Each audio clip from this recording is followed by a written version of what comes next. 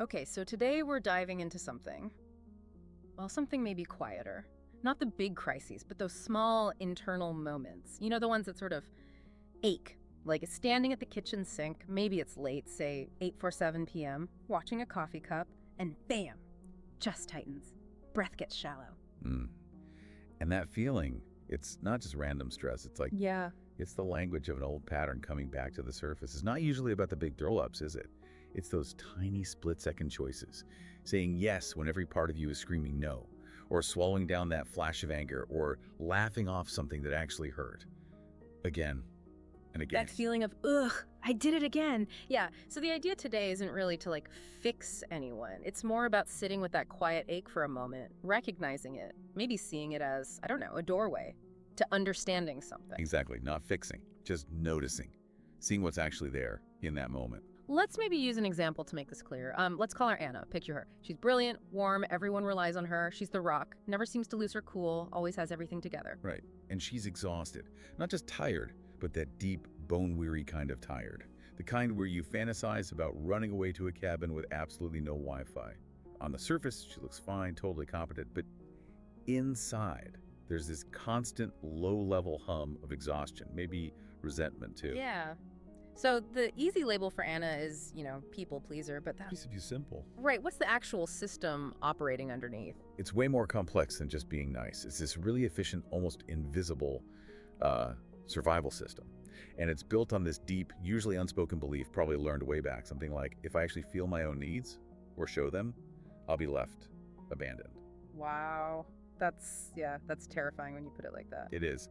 So the system is designed to stop that from ever happening. Yeah. It runs this sequence almost automatically. First, bypass your own late feeling, the exhaustion, the no, jump straight to figuring out what the other person needs or what might keep things smooth. The steps might look like smile, then soothe them, then fix the problem for them, and then essentially disappear your own need from the equation. Oh, wow.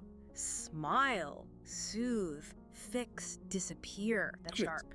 It works, in a way. Yeah. Keeps her feeling safe from that perceived threat of abandonment, but the cost?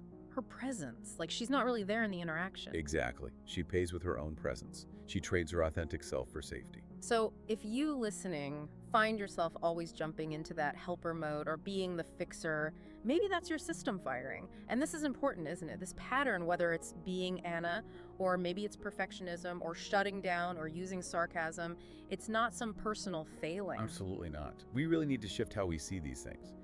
Think of your pattern less like a flaw and more like maybe a fossil. A fossil is survival. There's a brilliant strategy your younger self came up with to navigate a world that felt unsafe or unpredictable. Seriously ingenious. A fossil of survival. I like that. Yeah. The only problem is running that old program now in your current life, the cost has just become too high.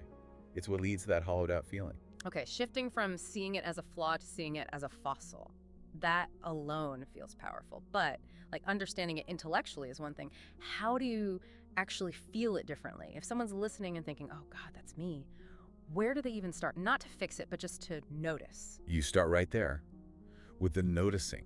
Yeah. And crucially, noticing in the body, not analyzing why you feel it, just where is it? Where does that recognition or that familiar exhaustion actually land? Is it a knot in your throat, kind of heaviness in your belly, maybe a numbness behind the eyes? So just locating the sensation. Yes. And the key instruction here, the first gift really, is awareness without agenda.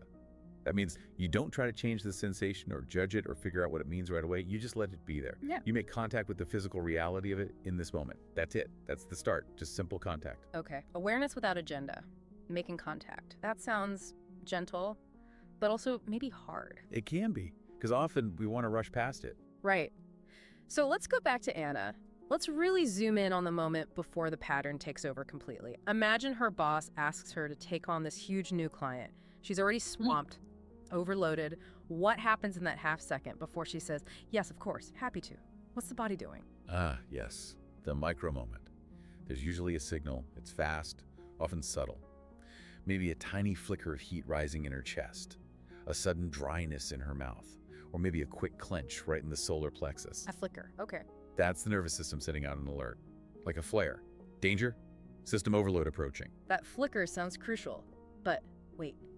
If that old pattern, the yes, kept Anna feeling safe from that fear of abandonment for decades, isn't asking her to pause at that flicker, to feel that signal, asking her to step right into what feels like mortal danger to her system, that somatic terror you mentioned. You've nailed the core dilemma. That flicker, that tiny moment of sensation is the impasse. It's the threshold. On one side is the known path, compliance, saying yes, leading to exhaustion but feeling safe. On the other side is the unknown, feeling the no, maybe saying no, which brings up the terrifying possibility of rejection, conflict, aloneness. And that terror isn't just a thought, it's felt in the body. Entirely. It's somatic. It's a physical wave of, uh-oh, danger. So we instinctively leap over that feeling, right, straight to the yes, not because we're disorganized or weak-willed, but because pausing in that moment of somatic terror feels, well, terrifying, unsafe, lethal even, to the nervous system. Exactly right. The choice to comply, to run the old pattern, is often made because of that somatic terror. We choose the familiar pain, the exhaustion, the resentment, the feeling of being drained over the unfamiliar terror of what might happen if we don't comply. And that really shows us that these patterns aren't just bad habits in our thinking. They are deeply embodied rituals. They live in the architecture of our nervous system. Embodied rituals living in the nervous system. Okay, so if that's true, just thinking our way out of it isn't going to cut it, is it? We need to understand how these rituals mess with our natural flow. You mentioned a cycle of experience. What's that? Right. So there's a natural, organic way we're designed to meet our needs. It's like a rhythm. It starts with sensation. Just a little stir, something arises, hunger, tiredness, a feeling. Then that sensation comes into awareness. You notice it, maybe name it, I'm feeling tired. Then comes mobilization. Energy starts to gather, preparing you to act on that need. Followed by action, you actually do something, like decide to rest, which leads to contact. You make contact with what satisfies the need, maybe lying down. Then comes satisfaction, relief, completion, and finally, withdrawal. You rest, integrate, let go. It's a complete satisfying loop. Sensation, awareness, mobilization, action, contact, satisfaction, withdrawal. Okay, that sounds Healthy. natural. It is. It's how we're built to function. So where does the pattern, like Anna's, break that cycle? The interruption. That's the secret. The pattern is born right where that cycle gets broken. And typically it's very early on, right around awareness. Look at Anna again. Her body sends a sensation. Warning, overload. But instead of letting that signal rise fully into awareness, I feel overwhelmed, I need space, something happens. The energy gets diverted. Exactly. Hijacked. Before the awareness of her own need can fully form, the energy gets redirected outwards, towards managing the other person's potential reaction. What do they need? How can I keep this smooth? Wow. So the mobilization energy isn't used for her own need. No, it's channeled into the action of performing. The bright, quick, yes, of course I can. And that action bypasses genuine contact and satisfaction for her. It leads straight back to depletion, resentment, that hollow feeling. So we learned somewhere along the way to build these bridges over our own feelings, over anger or need, or even just simple truth if they felt unsafe back then. Precisely. And that history isn't just a memory you think about. It's stored in the body as an automatic mechanism. It fires instantly before conscious thought often catches up. That's kind of devastating, gently devastating. Like you said, we interrupt ourselves. And we need to honor why. That avoidance, that interruption, it wasn't carelessness. It was sacred. It was protective. For the younger self, feeling that raw sensation, the heat of anger, the void of need, the sharp ache of potential rejection, might have felt like it would literally kill them or leave them utterly alone or deeply shamed. So avoiding the feeling was the survival strategy. Yes. The function of avoidance is always, always to bypass sensation that feels too threatening. Okay, but here's the twist, right? The paradox.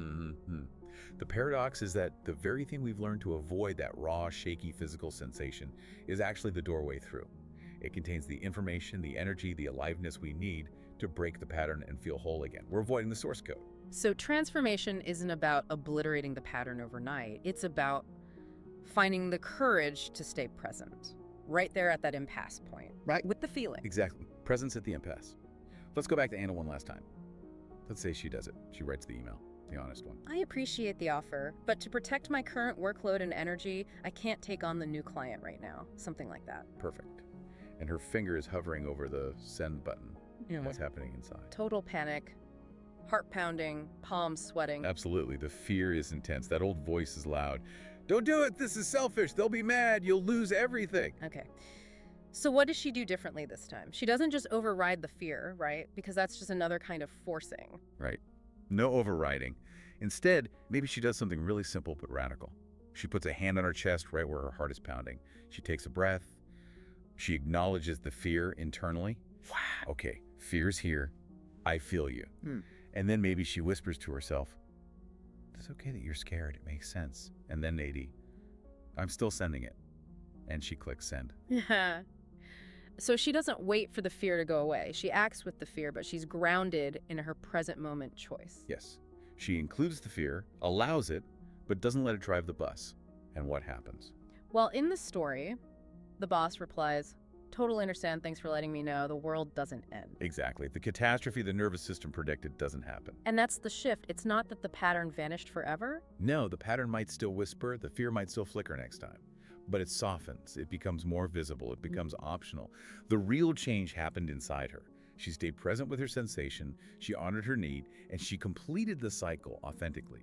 Sensation, awareness, mobilization, action, sending the email, contact with her own truth, maybe a little satisfaction or relief, then withdrawal, letting it go. For the first time, maybe. Wow. Okay, so this awareness, it's like a quiet revolution inside. It changes how you relate to everything. Your fear isn't the enemy anymore, it's just a messenger. A messenger, exactly. Your anger isn't something bad to be squashed, it's energy, information about a boundary. Your grief isn't weakness, it's depth. It's like you're letting all these exiled parts of yourself finally come home, belong, right here, right now. Beautifully put. It is a homecoming. That's the feeling. It's not a battle against yourself. The work isn't about changing the past or forcing some specific outcome. It's simply about completing the present moment more fully, by coming back, again and again, gently, to sensation. So this whole deep dive, it really comes down to observing the structure, seeing the mechanism without judgment. Yes. And maybe the thought to leave you with is this: that old pattern, it was never really the problem. The real issue, the thing that kept you stuck, was the absence of awareness at that critical moment. The way we learn to automatically bypass the signal, to abandon ourselves at the impasse. The very moment you stop doing that, the moment you pause just for a breath and feel what's actually there, without needing to fix it or run away, that's the moment you start discovering what real safety, authentic safety, actually feels like from the inside out.